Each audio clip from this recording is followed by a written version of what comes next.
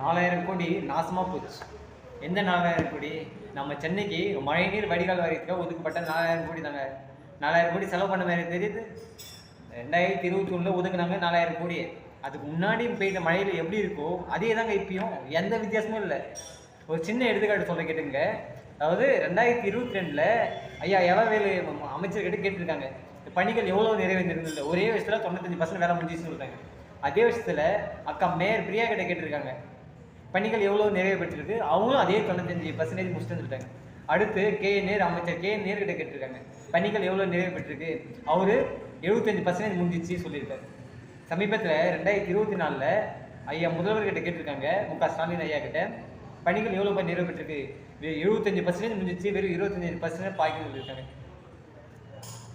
அதுக்கு ஒரு கதை விடுறாங்க, அதையும் நம்ம நம்பிட்டு இருக்கோம். என்ன செய்யறது? அதாவது அவங்க சொன்னால் நம்பர் இடத்துல தான் இருக்கோம். வேற என்ன பண்ண முடியும்? நம்ம கேள்வியை கேட்க முடியும்? என்ன பண்ணீங்க கேள்வியை கேட்க முடியும்? கேள்வி கேட்குற இடத்துல நம்ம இல்லை. அவங்க சொல்றத நம்ம காதை கொடுத்து வாங்கிட்டு போக வேண்டியது தான். அந்த இடத்துல தான் இருக்கும். எல்லாம் நம்ம சொல்லி ஒன்றும் பிரயோஜனம் இல்லை. மேற்கொண்டு தகவல் தெரிஞ்சுக்க நம்ம சேனலை சப்ஸ்கிரைப் பண்ணுங்கள். உங்களோட ஆதரவு எனக்கு தேவை.